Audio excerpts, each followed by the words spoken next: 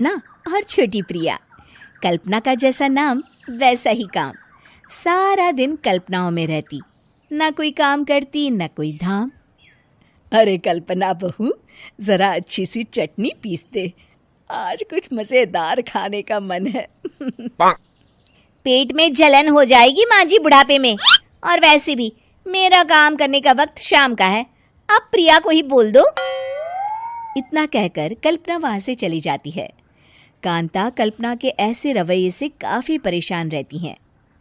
मैं बना देती हूँ माँ चटनी। ऐसा बोलकर प्रिया माँ को चटनी बनाकर प्लेट में खाने को देती है कि तभी वहाँ कल्पना आ जाती है। अरे वाह चटनी, जरा चख कर तो देखूं, बड़े दिन हो गए। अरे नहीं बहू, तू तो रहने ही दे चटनी खाना, पेट में जलन हो जाएगी।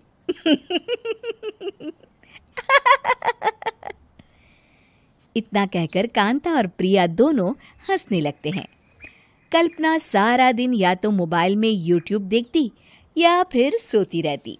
उसका कमरा भी बिखरा और गंदा रहता।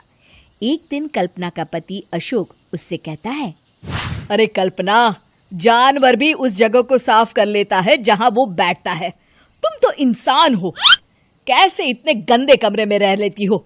देखो सारा सामान यहाँ वहां बिखरा पड़ा है।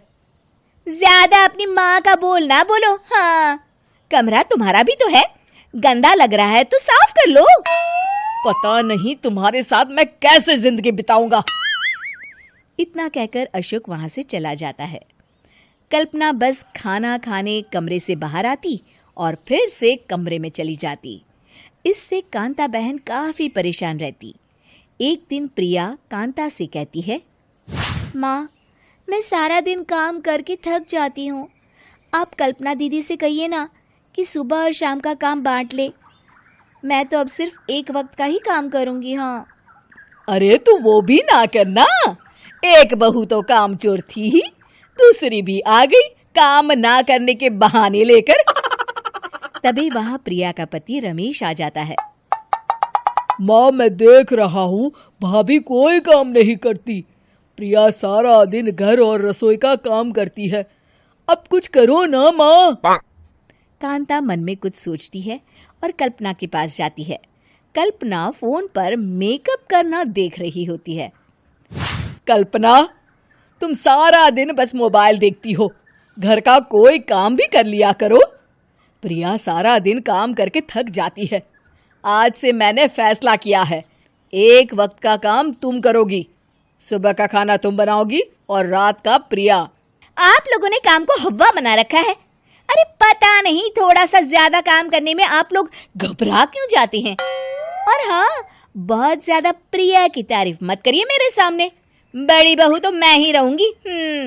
मैं कुछ नहीं जानती, कल सुबह मुझे वक्त से खाना चाहिए, रसोई में आ जाना, वरना कल से तुझे खाना नहीं मिलेगा।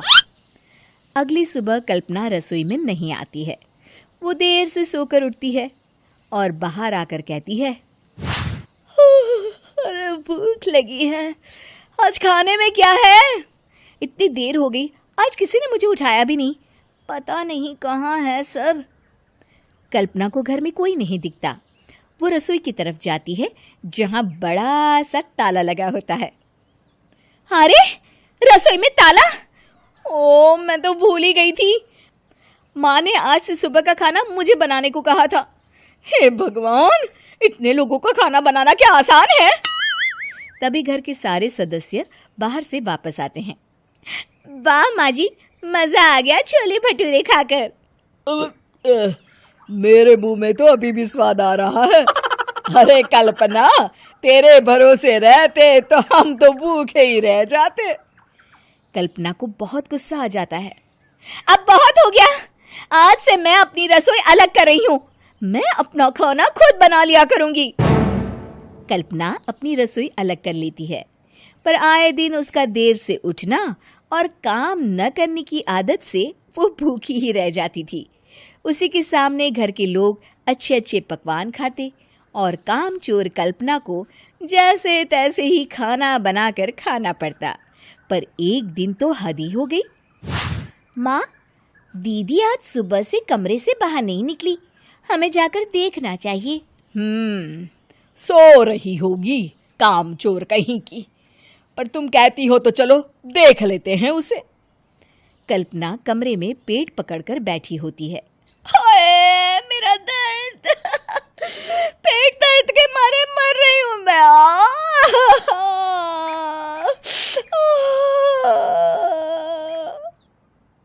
अरे दीदी क्या हुआ? पेट में दर्द क्यों हो रहा है? डॉक्टर को दिखाया आपने? माँ। कल्पना खड़ी होती है और माँ जी के पास आती है। मुझे माफ कर दीजिए, अब से मैं सारे काम में मदद करूंगी, कभी आलस और काम चोरी नहीं करूंगी। हाँ हाँ वो तो ठीक है, लेकिन अचानक क्या हो गया जो तू काम करने को तैयार हो गई? कामचोर कल्पना। माँ, लगातार बासी और उल्टा पुल्टा खाना खाने के कारण मेरे पेट में इन्फेक्शन हो गया है।